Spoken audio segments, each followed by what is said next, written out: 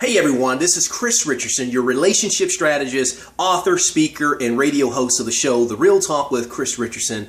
You can see and listen to that every Monday on Blog Talk Radio. That's The Real Talk with Chris Richardson show, where all things matter, relationships. Today I'm here, I want to talk to you about 7 key components I have about leadership, about great leaders. 7 components that I want to give you. If I had to title this, the title of this message today would be The Courage to Lead when faced with opposition. That's right, the courage to lead when faced with opposition. Today, my backdrop is going to come to you from the book of Nehemiah, and I want to shine the light on Nehemiah. Nehemiah, you got to understand, was a common man. He was a man that was the king's cupbearer. He wasn't one who had he had a prominent position, but he had no authority. He didn't have any authority, but he had great influence. And he knew how to work the gift that was in him. He knew how to work that for his benefit. I also like the fact that Nehemiah had a great relationship with the man above. See, I always tell people when I coach and counsel with them that if you're a man or woman's vertical alignment is out of order, their horizontal relationships will never be in order. Just remember that. Okay, so Nehemiah's vertical alignment in his walk was right. And so he had a relationship that he wasn't afraid to ask God for what he needed. He says to God, remember me with favor for this assignment. Now, here are the points that I want to break out to you and bring to your attention. If you're taking notes, point number 1 is great leaders assess the situation. Sometimes when you walk into something, before you start directing people, you got to assess what's really going on. Nehemiah took a look at the wall in Jerusalem and said, look, everything about this wall needs to be rebuilt. And what he did just that. He assessed the situation before he went in and started giving orders. Point number 2 is that great leaders have great characteristics. Nehemiah possessed some of the following characteristics. He was, number 1, he was knowledgeable. He was trustworthy. We see that because he was the king's cupbearer. He was dependable. And I love the fact that he was courageous. He wasn't afraid to ask for what he needed of the king, a lowly cupbearer, if you will. He asked for what he needed. And he was a man of faith because he said that he had a relationship with God. So that means he was also a praying man. These are just some of the points that I want to point out. Point number 3 is that great leaders have a plan and have a vision. Great leaders have a plan and they have a vision. Listen, if you're going to get anything done, you're going to have a plan. What I love about Nehemiah, he sold the king on his plan to help rebuild the wall. The king not only bought into it, but he provided provisions. In other words, he provided resources for Nehemiah to do the work that needed to be done.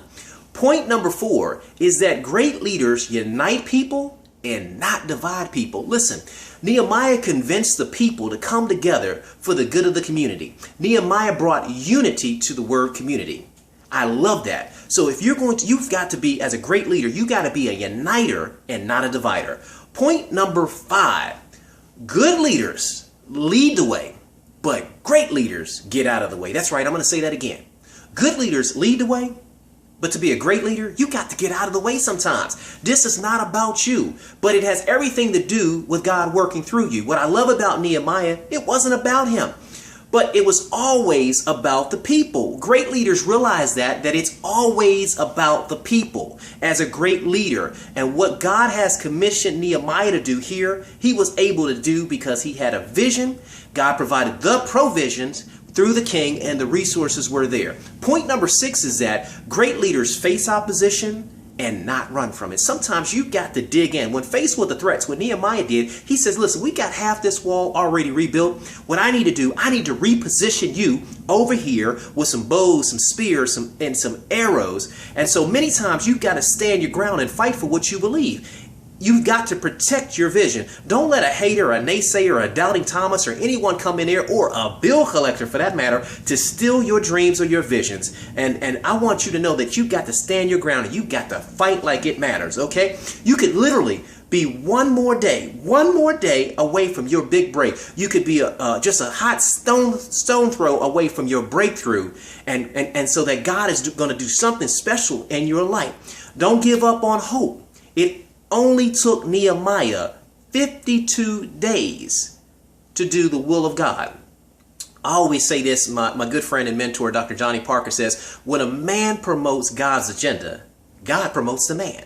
But when a man promotes his own agenda, the man is on his own. So I want you to remember that. So if you're taking notes, that's a great point to do. When it's from God, he'll give you the provisions to accommodate the vision. What you need to understand is that the enemy is after your past, not after your past. He's after your potential. The enemy is never trying to attack your past, but he always wants to bring up the things of your past. You got some people that the naysayers, I remember when he used to do this 5 years ago. Listen, the person that you are now is not the person you were then. A baby that 10 years later is not a baby anymore. Okay, come on now. So don't, when those people come around, those are the Doubting Thomases, those are the naysayers, don't give energy to them. Okay. And my final point is that great leaders submit to authority.